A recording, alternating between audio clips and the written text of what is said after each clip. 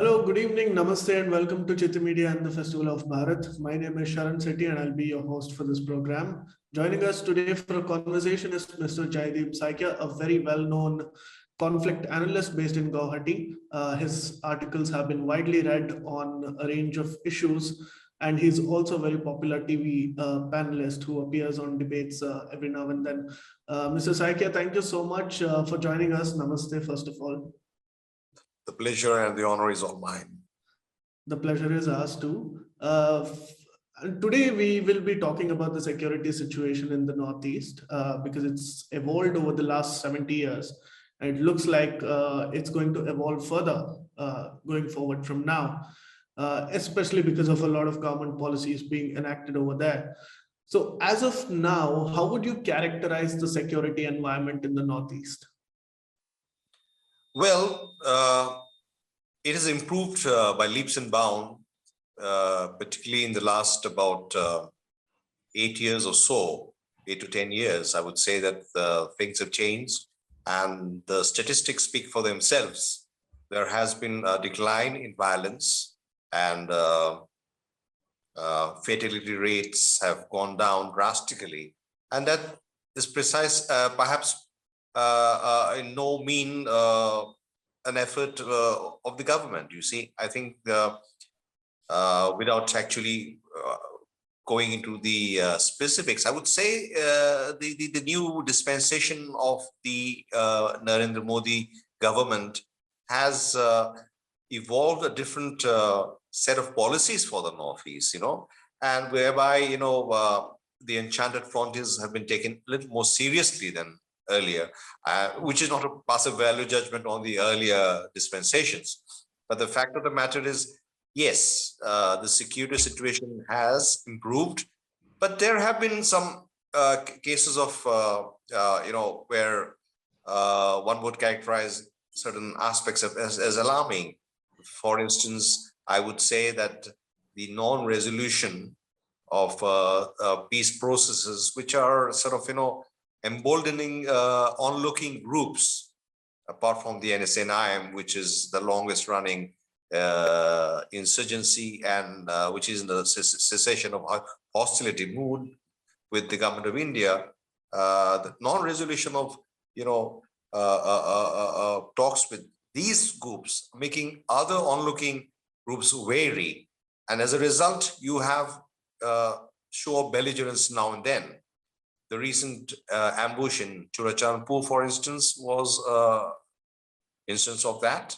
So I think despite the fact that the security matrix overall have improved, there are certain things yet to be looked at closely.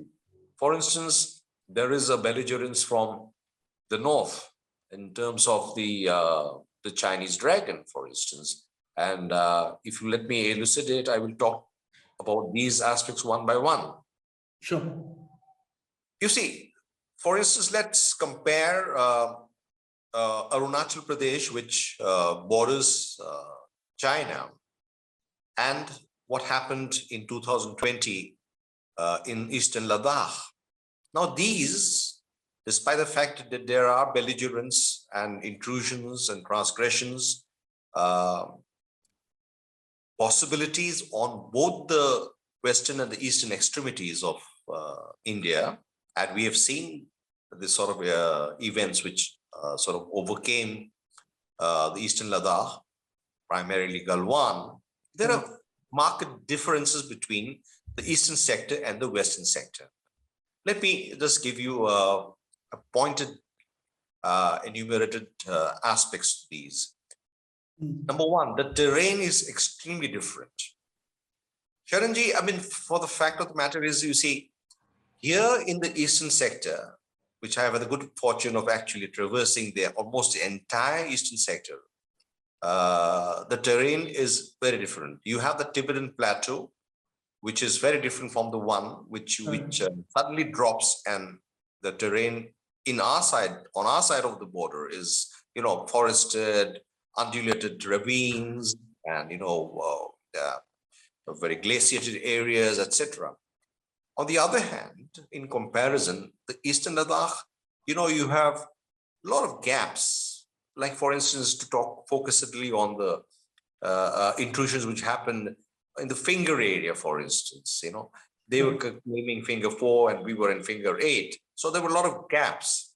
So the terrain itself lends itself to some sort of, a belligerence from the other side, and which is not very easy to sort of, replicate in the eastern sector. That is one.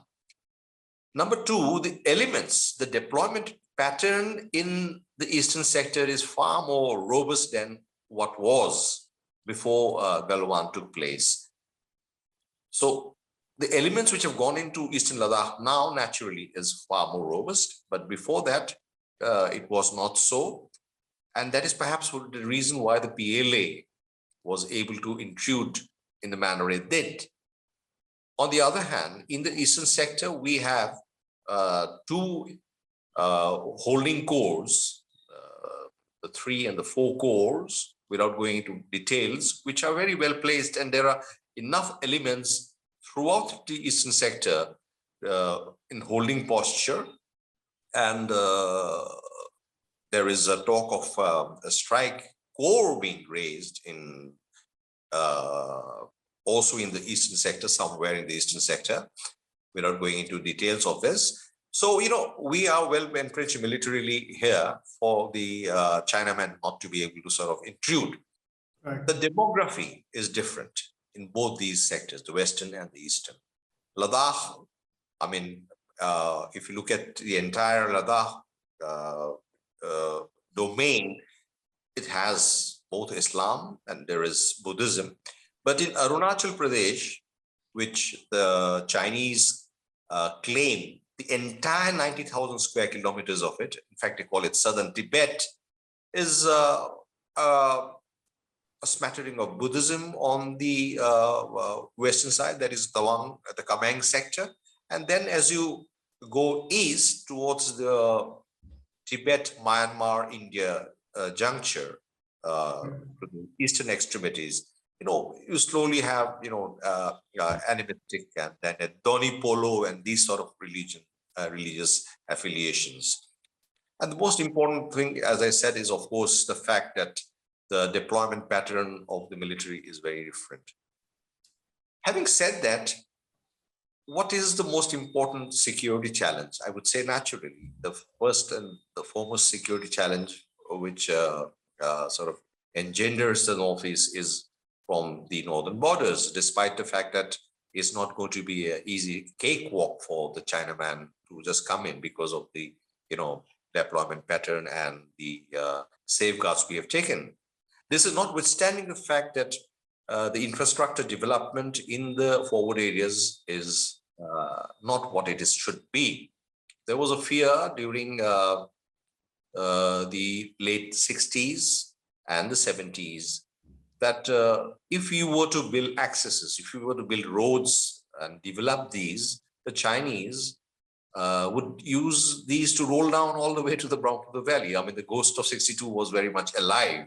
Right. So that was a concern. But fortunately, with the new dispensation, things have actually speeded up. And I can tell you for a certainty that, development of the forward areas has been speeded up remarkably. And, earlier when there is to be just one foot suspension bridge over the Lohit River in the Wallam district sector where I've been saying one man at a time, can you imagine if on the other side, there is the Madan Ridge, there is the, the hill which overlooks the Tatu and the Rima camp of the Chinese, formations. You just have 1 foot suspension bridge over the Lohit River.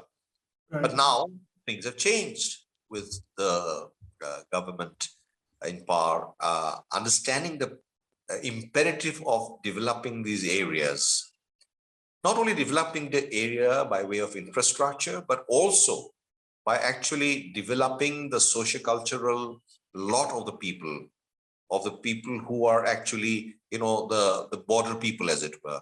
And that is why I myself have seen, for instance, the Mewar tribes, which live in the Wolong sector where I've been there, they speak chaste Hindi, for instance. Now that's a very good sign, you see, and they understand that their loyalties lie with India, with Bharat Darsh. So that is a very, very important thing. And I congratulate both the government of the day and the Indian Army for having been able to sort of, embark on aspects like Operation Samaritan, Sadbhavna, etc., so as to be able to get the loyalties of these people to our side. Because you see, it's very important. If tomorrow a hot war posture were to open up, the loyalties of the local population is very, very important for the armed forces. So that is as far as the Chinese aspect is concerned, the cartographical. But there are problems. You see, there are disputed areas, and I would refer quickly to certain places, like, for instance, the Fishtail 1 and the Fishtail 2, once again in the East Wolong sector, which, you have patrols from both India and China, sort of sometimes even crisscrossing each other. And we have had face-offs. But these face-offs have been not very violent, and they leave telltale signs, and they have gone back. Similarly, in the Kameng sector, there are disputed areas, but I particularly have been a student of one particular subsector. And I'll tell you, Sharanji, if you permit me to speak about it for a while, why this subsector is important. You see, let me digress quickly, that the entire India-China boundary is about 4,065 kilometers long, from west to east. Now, and they are divided, as you know, into three sectors: the western and central and the eastern sector. Now, the student in me tells me, and I've been part of track 2 dialogue with China. I have been to China myself in 2002 for another track 2, and then was another one in 2014, which this dispensation chose some of us to hold dialogue with the Chinese counterparts. But the fact of the matter is, this subsect, I realized soon that, the entire 4,056 kilometer boundary cannot be resolved in one fell swoop. So why not actually look at a sector or a subsector wise divide? So I came up during the dialogue, track 2 dialogue, with the concept of a line of amity. I said, since there is a sector in the Kameng sector which they do not intrude, nor do we intrude, and there is a geographical feature by way of the Namkachu River which we do not cross, nor do they cross, and they're sitting atop a place called Thagla Reach, a feature which almost approximates the watershed principle which Henry McMahon drew in 1914 during the Shimla conference. Of course, that was not accepted by the Chinese, but the fact of the matter is, that is to our advantage. So if as is where is basis can be actually cobbled out and give it to the Chinese to consider, I think the line of actual control could be converted to a line of amity, at least in this sector, awaiting, you see, negotiation for another year or so, or decade maybe, perhaps, for the next generation to take up this cause and lessen the rhetoric and the belligerence which actually follows a name like line of actual control. It sounds a little belligerent, you say. And I myself have been to the sector, and I've seen how beautifully, elegantly it lends itself to a possible resolution, or at least a change of nomenclature, which some of you might turn around and say, what is so great about the change of nomenclature? But the word amity itself, and Sharanji, you'll be pleasantly surprised that many important statesmen, generals, even think tank leaders from India, and a few from Chinese from my visit in 2002 have actually welcomed this idea, this concept. So that is one of the security concerns which can be sort of, looked at closely, Sharanji. Please remember to subscribe to us and switch on the notifications for this channel. For our other social media links, more content, and to support our work, please visit citti.net. Dhanyavad. Namaskar.